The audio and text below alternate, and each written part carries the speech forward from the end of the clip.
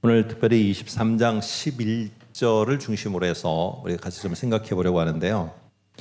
이 말씀을 주께서 바울에게 하셨다라고 하는데 지금 이 상황이 어떤지를 우리가 먼저 잠시 23장 전반부를 통해서 좀 설명을 통해서 이해를 하고 다음에 11절을 같이 한번 보도록 하겠습니다. 예루살렘에 올라가면은 바울이 결박당하고 자기를 향해서 많은 사람들이 공격을 할 거를 알았습니다.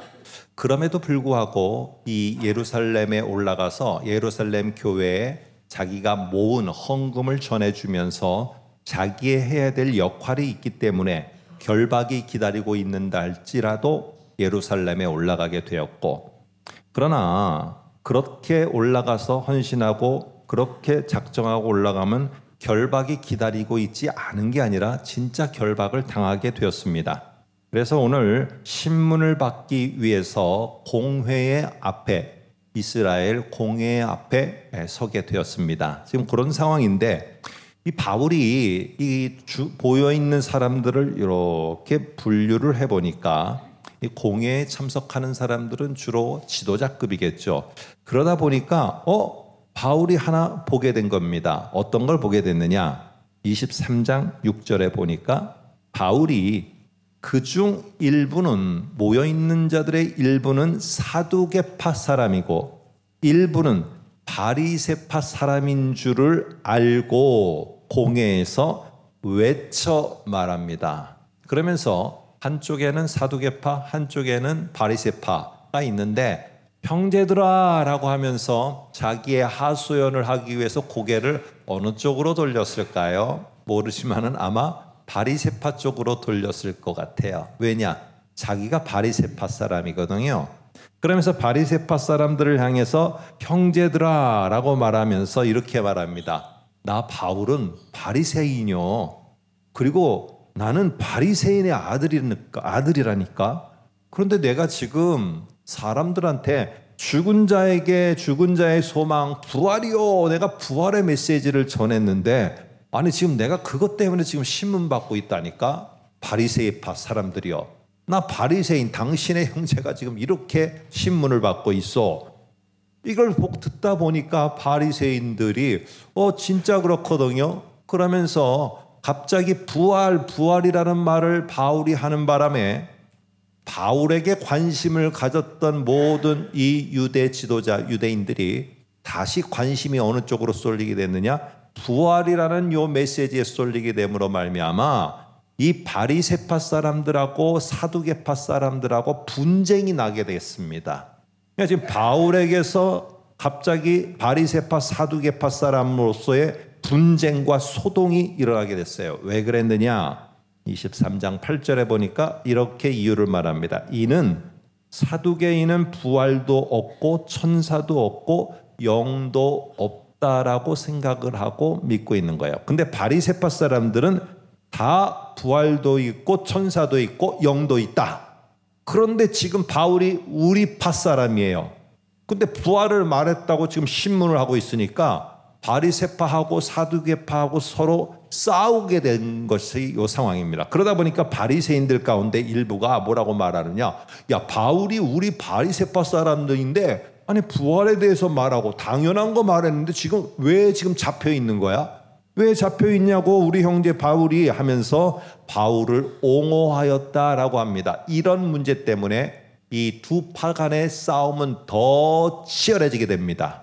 이런 모습을 누가 보고 있었느냐? 천부장, 로마의 군대 장군이 보고 있다가 야, 저들은 바리새파 사람이니 뭐니 하지만은 내가 볼 때 이 바울은 로마 시민권자인데 저러다가 만일에 로마 시민권자가 거기서 죽임을 당하거나 해를 입게 되면은 이거는 내 책임이야. 이거 안 되겠다 하면서 천부장이 군대를 시켜서 이 바울을 거기서 빼어서 영내 요새 안으로다가 보호하기 위해서 데려왔을 때 바로 요 상황에서 주께서 바울에게 말하고 있는 것입니다. 지금 바울 때문에 엄청 소동이 일어나게 됐어요. 지금 나갔다가는 마저 죽을 판이에요. 이래서 영내로 들어오게 하고 그 영내에서 주께서 그날 밤에 말씀하시는 겁니다. 자, 이제 11절을 볼까요? 11절 보면 이렇게 말합니다. 그날 밤에 주께서 바울 곁에 서서 이르시되 담대하라, 이렇게 말합니다. 담대하라. 그래서 주님이 너가 왜 담대해야 되는지 이유까지 설명해 줘요. 우리 성경에는 왜냐하면이라는 말이 없지만은 그 안에 왜냐하면이라는 말을 여러분이 성경에 써놓으시면 더 은혜가 되고 이해가 좋습니다. 네가 왜냐하면은 담대해야 되는 이유는 네가 예루살렘에서 나의 일이라고 되어 있지만 원어에는 나 하나님에 관해서, 나 주에 관해서 증언을 네가 예루살렘에서 한 것처럼 로마에서도 네가 어찌 보면 할 수도 있고 안 할 수도 있고, 이게 아니라 우리 성경에는 이걸 강조하지 않았지만 로마에서도 너는 반드시 하게 될 것이다 라는 이 말을 하고 있습니다. 오늘 이 유사한 말, 저는 오늘 여러분과 함께 로마에서도 증언하여야 하리라, 이 말이 하나님이 주께서 주시는 약속의 말이었어요. 이 말을 19장에서는 바울이 유사한 말을 합니다. 나는 로마도 보아야 하리라 라고 이렇게 유사한 말을 합니다.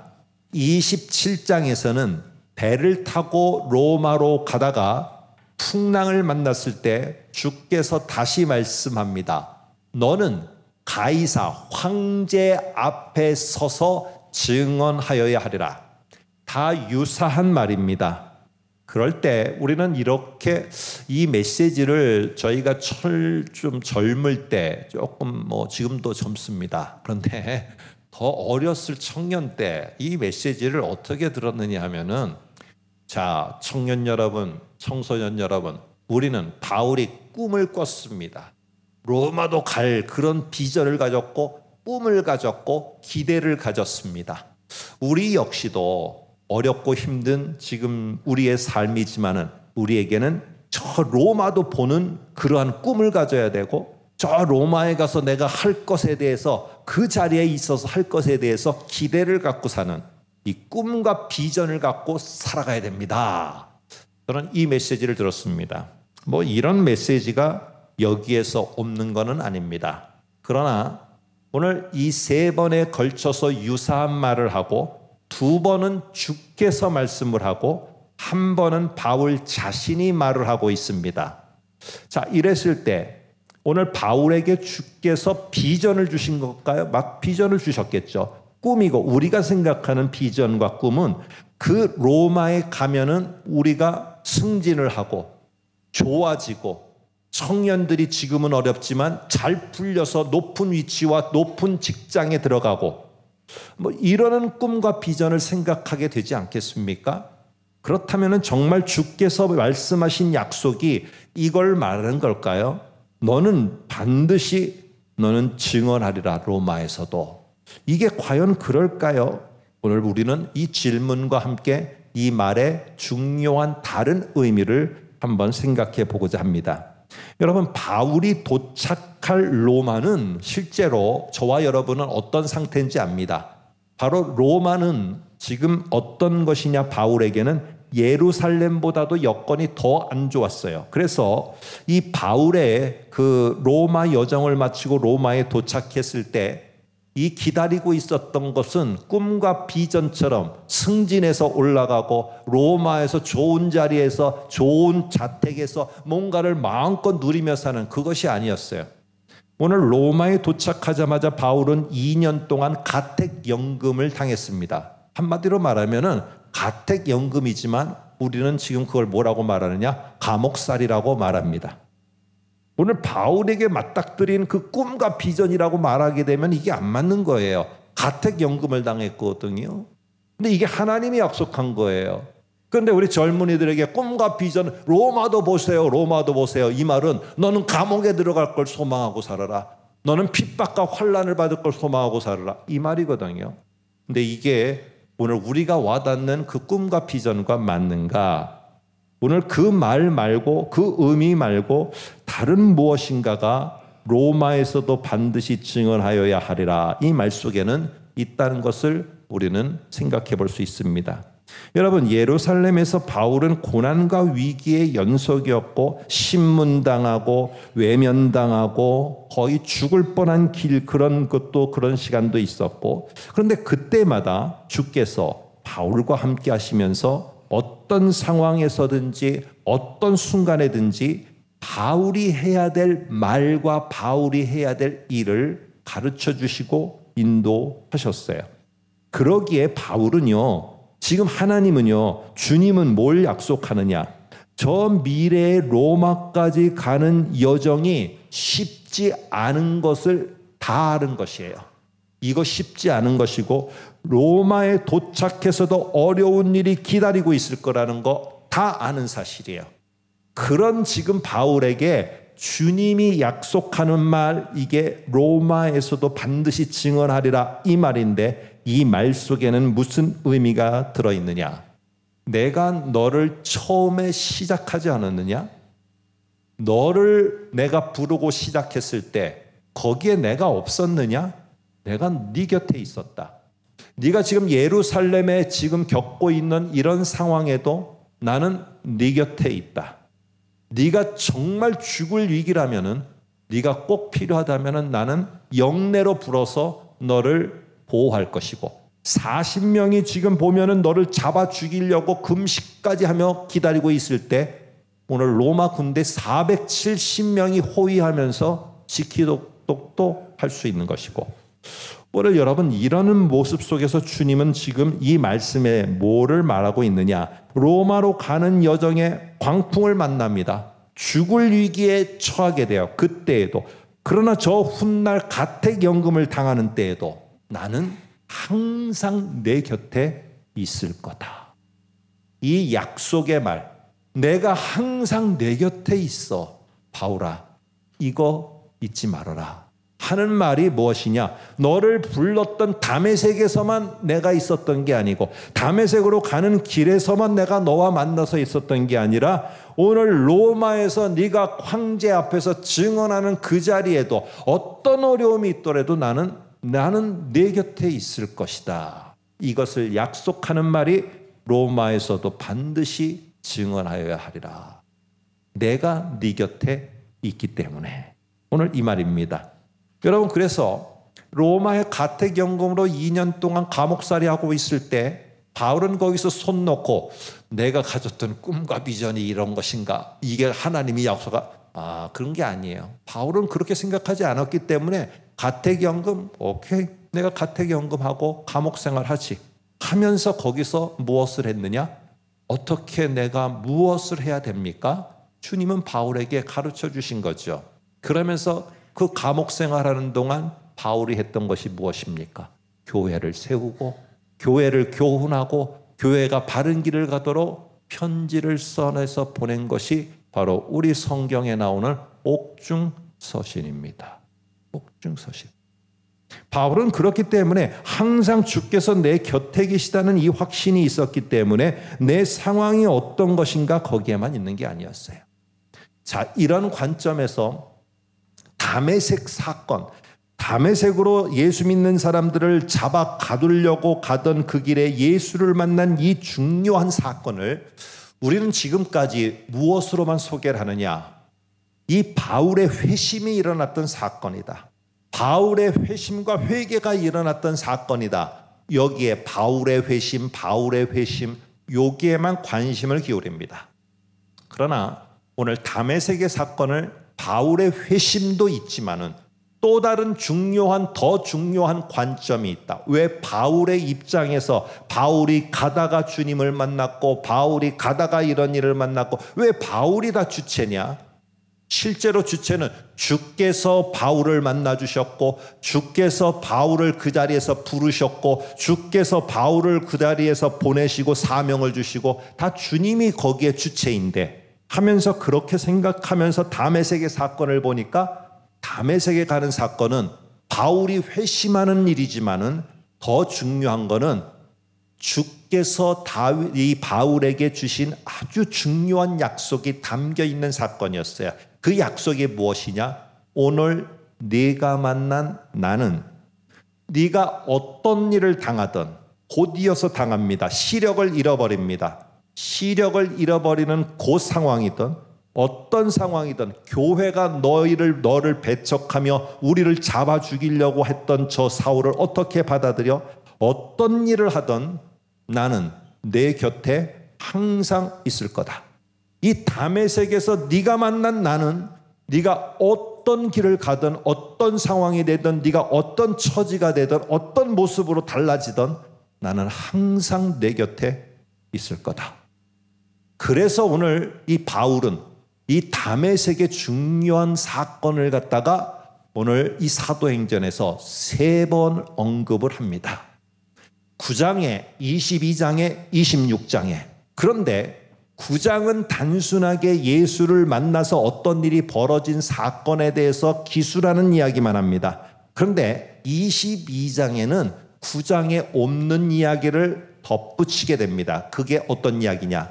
바울이 시력을 잃었어요. 근데 다메섹에 살던 아나니아라는 제자가 하나님의 명령, 주의 명령을 받고 와서 이 바울을 고쳐줍니다. 그러면서 그 아나니아가 바울에게 했던 말을 그대로 전하게 됩니다. 22장에는 한번 같이 어떤 말이 첨부됐는가? 22장 14절입니다. 한번 볼까요?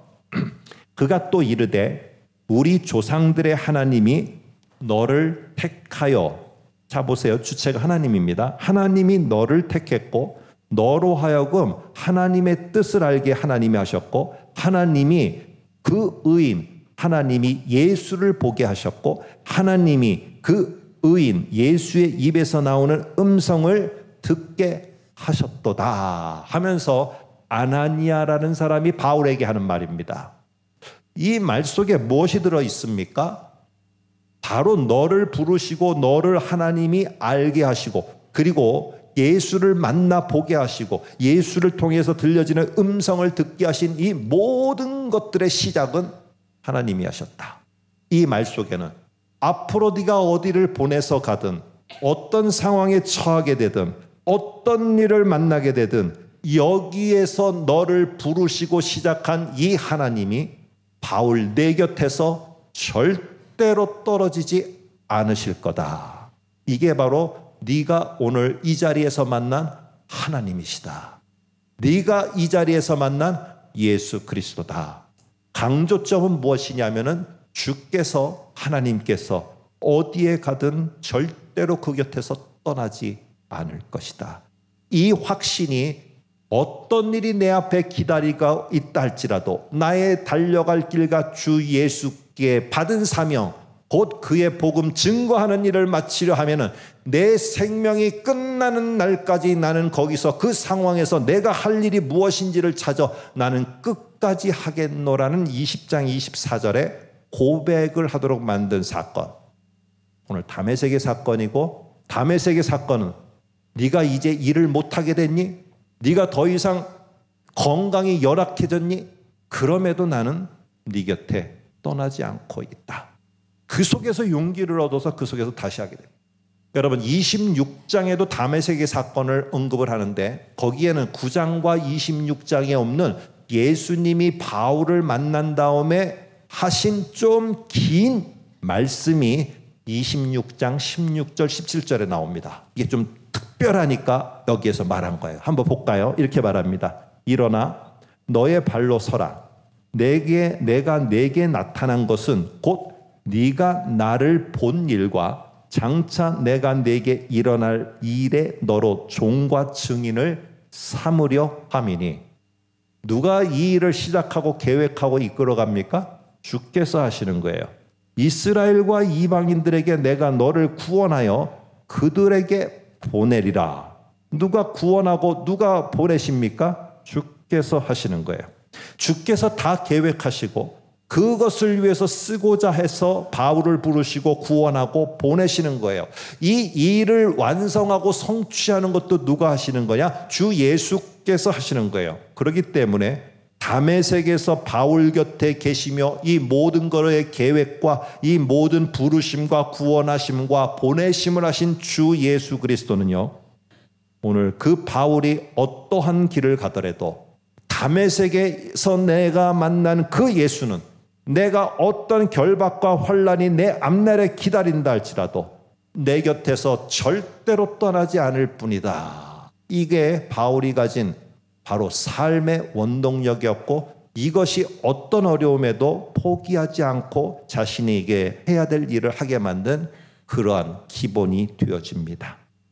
여러분, 우리가 미래에 어느 곳에 어떤 상황에 내가 있게 될지 사실은 잘 몰라요. 그러나 여러분과 제가 분명하게 확신할 수 있는 것은 그 어떤 순간에 있다 할지라도 나의 주, 나의 하나님은 반드시 여러분 곁에 계신다는 것을 여러분이 잊지 않기를 간절히 소망합니다. 여러분, 그래서 요즘에 그 자기 개발, 그러니까 내 자신을 막 그 채찍질해서 오늘 하루를 지금을 열심히 살아가도록 하는 자기 개발서와 관련된 책들이 많이 있습니다.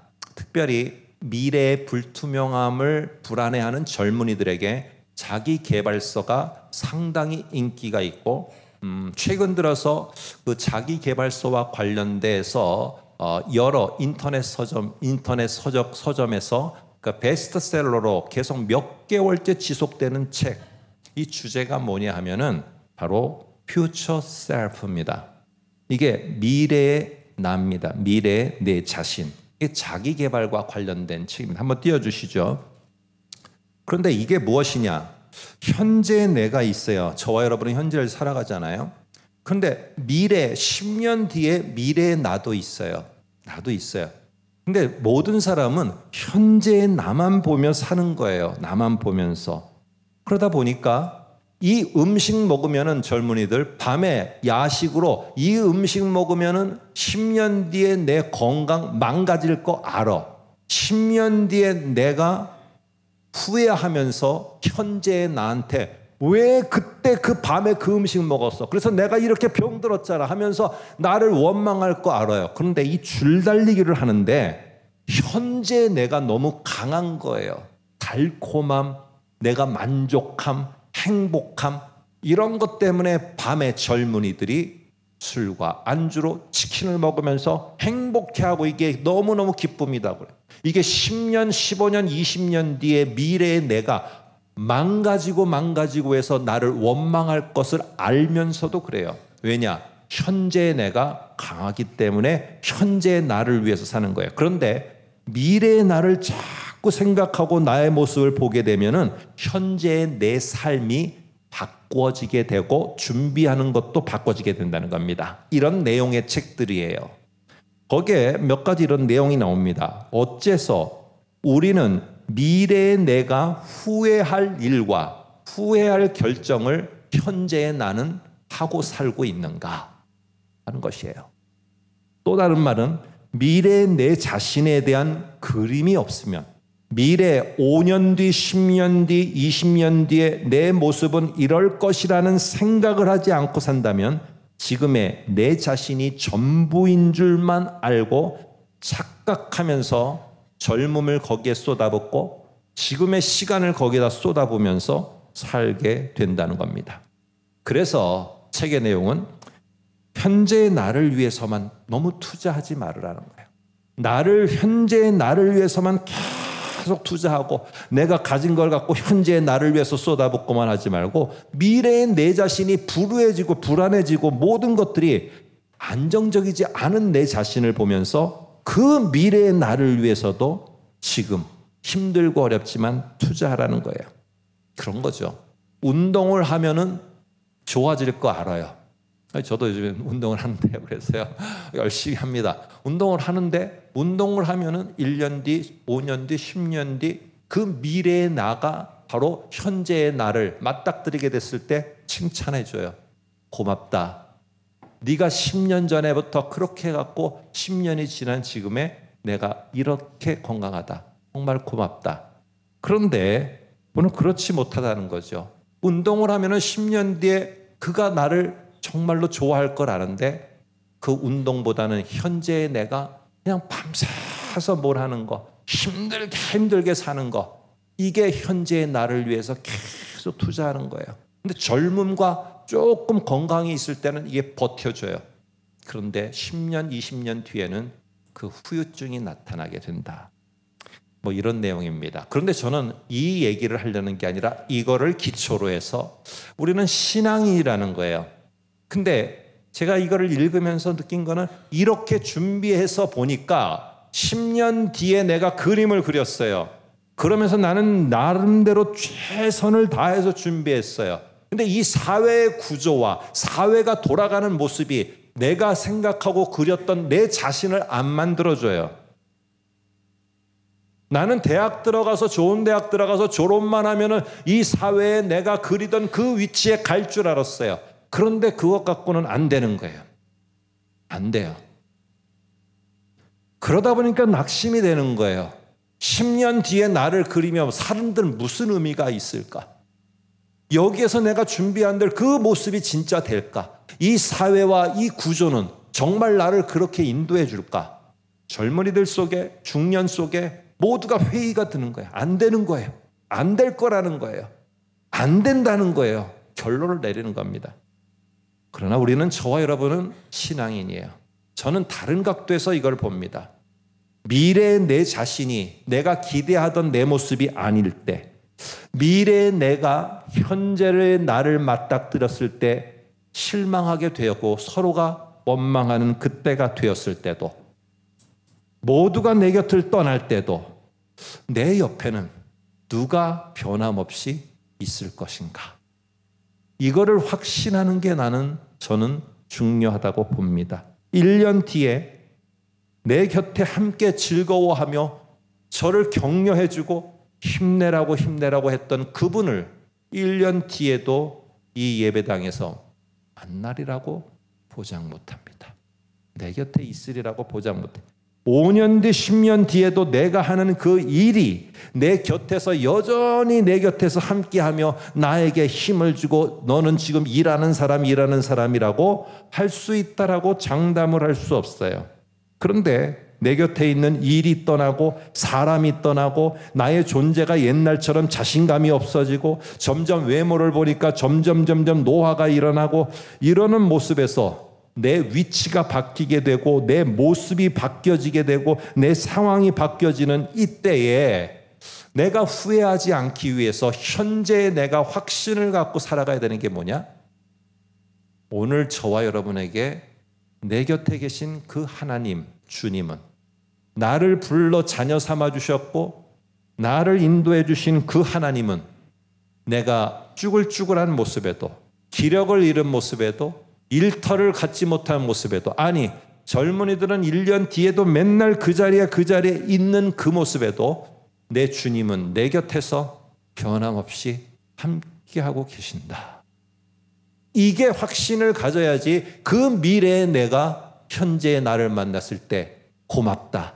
그때 그 주님이 내 곁에 계시다는 것을 네가 확신하고 가져서 나는 지금 이 순간에도 사람들은 부러워하는 그 모습이 아니지만 내 마음은 기쁘다. 왜? 네가 그때 가졌던 그 확신이 지금까지도 지속돼서 내 곁에 그 주님은 함께하고 있는 것을 나는 확신하기 때문에 내가 하나님 집에 영원히 거하는 그때에도, 저 하늘에 가서 영원히 사는 그때에도 모두가 다른 모습이지만 주님은 똑같은 모습으로 내 곁에 함께 계실 겁니다. 이게 하나님이 주시는, 주님이 주시는 로마에서 증언하여야 하리라 라는 약속의 말씀이고요. 바울은 이 사실을 나는 그거를 믿고 나는 어떤 상황이든지 나아갑니다 하는 바울의 믿음의 고백이 오늘 19장 21절에 나오는 로마도 보아야 하리라 라는 말입니다. 로마도 보아야 하리라는 말은 나는 꿈이 있다, 나는 비전이 있다, 이런 말로 여러분 오해하시면 이제 안 됩니다. 하나님이, 주님이 약속한 나는 내 곁에 끊임없이 함께 할 거다. 네 역할이 바뀌어도, 위치가 바뀌어도, 상황이 바뀌어도 나는 내 곁에 있는다 할 때 나는 이렇게 내가 이렇지만은 그럼에도 주님은 변함없이 지금도 내 곁에 계신다. 이 확신에 찬 고백이 19장 20일입니다. 한번 보겠습니다. 이 일이 있은 후에 바울이 성령 안에서 마게도니아와 아가야를 거쳐 예루살렘에 가기로 작정하여 이르되 내가 거기 예루살렘에 갔다가 후에 로마도 보아야 하리라 하고. 여기 우리는요 자꾸 로마도 보아야 하리라, 로마도 보아야 하리라 이러니까 꿈과 비전을 품으라 이렇게만 우리가 이해가 됩니다. 그러나 로마의 죄수로 끌려가 감금되어 재판받아야 되는 게 이게 꿈이고 비전입니까? 여러분과 제가 생각하는 이게 꿈이고 비전이고 젊은이들이요, 이게 내가 생각하는 꿈과 비전입니까? 여러분 꿈과 비전이 무엇입니까? 10년 뒤에 나는 감옥에서 있는 겁니다. 이렇게 말할 분이 어디 있어요? 오늘 로마도 보아야 하리라 이 말에 로마에 우리는 포커스를 맞추게 합니다. 그런데 다시 한번 성경을 보시면은 19장 21절에 우리 한글 성경에는 중요하지만 번역을 중요하게 표시를 안 한 게 하나가 있습니다. 이게 바로 뭐냐면 이 일이 있은 후에 바울이 성령 안에서라는 말입니다. 성령과 함께 성령이 동행함으로 로마도 보아야 하리라 하고 이 말입니다. 여기에 중심은 사도행전은 성령행전입니다. 그래서 로마가 핵심입니까? 아니면 성령 안에서 성령과 함께가 핵심입니까? 오늘 이 속에 중요한 것은 로마가 아니고요, 성령 안에서 성령과 함께하는 게 핵심이라는 말입니다. 오늘 이게 그런데 오늘 이 속에서 성령과 함께 움직여가는 게 이게 핵심이고 성령과 동행하고 성령이 여전히 함께 하신다, 이것을 가지고 다시 하나님이 확신시키는 말이 오늘 그 다음에 로마로 가는 여정 속에서 유라굴라라는 광풍을 만나게 됩니다. 이 광풍을 만나 두려워 떨고 있는 바울에게 하나님이 말씀하시고 그 말씀하신 것을 선원들에게 거기에 가는 승선한 사람들에게 말하는 내용이 27장 24절에서 25절에 나옵니다. 한번 볼까요? 똑같은 말이에요. 바울아 두려워하지 말라. 네가 가이사 황제 앞에 서야 하겠고 이렇게 말합니다. 이거는 뭐냐? 로마에서도 증언하여야 하리라 이 말과 똑같은 말입니다. 네가 황제 앞에서 증언하여야 하리라 이 말과 똑같은 말이에요. 그 말을 어떻게 하느냐? 아까 19장에서 바울은 나는 로마도 보아야 하리라 라는 말로 확신을 가졌어요. 똑같은 패턴입니다. 맨 끝에 보니까 제가 노란색으로 적어놨어요. 앞에서는 하나님이 약속을 줍니다. 네가 가이사 앞에 그는 서는 순간에도 나는 내 곁에 있을 거야. 그러니까 바울이 뭐라고 하느냐? 나는 내게 말씀하신 그대로 되리라고. 그때에도 어떤 상황이든지 내 모습이 어떤 처지든지 그때에도 그 주님은, 그 하나님은 내게 말씀하신 대로 내 곁에 있으리라고 나는 믿노라. 이렇게 바울이 확신을 갖고 말합니다. 그 중간에 뭐가 들어가느냐? 주님이 바울을 다메섹에서 불렀어요. 그 자리에 있게 한 것도 하나님이세요. 주님이세요. 환난을 만난 순간에도 주님은 거기 계셨어요. 훗날 로마 가이사 앞에 황제 앞에 설 때도 함께 하세요. 그렇다면은 지금 이 광풍 속에서도 여기서 죽어가는 이 순간에도 오늘 주께서 나와 함께 내 곁에 계심을 나는 믿노라. 여러분 이렇게 내가 확신을 갖고 보니까 뭐가 보이느냐? 내가 죽어가고 있어요. 죄인으로다 내가 죽어가고 로마는 고사하고 여기 죽게 생겼어요. 그 죽어가는 상황에서도 내가 할 일이 보입니다. 그게 바로 중간에 나오는 이 선언, 이 여기에 승선한 사람들을 향해서 위로하고 주님이 나에게 이렇게 말씀하셔서 안심하라, 두려워하지 말라라고 하셨다. 나는 믿는다. 그 주님, 그 하나님을 믿는다. 그러니 너희도 그대로 합니다. 안심하라, 두려워하지 말라 하면서 승선한 사람들을 위로하고 여러분들이여 안심하십시오. 오늘 이 죽어가는 상황에서도 바울은 자기가 할 일을 찾아 행할 수 있게 됩니다. 어떻게 이렇게 살 수 있을까? 너무 특별한 사람이다? 아닙니다. 그가 가졌던 거 확신이었습니다. 주님은 다메섹에서 나를 만나셨던 그분이 지금 이 순간에도 내 곁에 계시다는 확신입니다. 여러분 1년 후, 5년 후, 10년 후에 그 미래에 있어야 할 그 사람이 내 곁에 없을 때 우리는 참 마음이 무너집니다. 내가 여전히 그 자리에 머물러 있어 내가 발전하지 못하고 있을 때 상당히 열등감을 갖게 됩니다. 내가 일터를 떠나서 낯선 곳에서 홀로 서 있고 있을 때 참 힘들어합니다.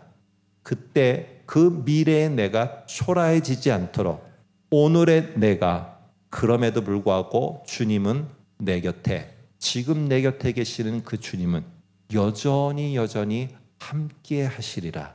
이 확신을 갖고 저와 여러분이 살아가시길 소망합니다. 당연히 오늘도 내 곁에 함께 하십니다.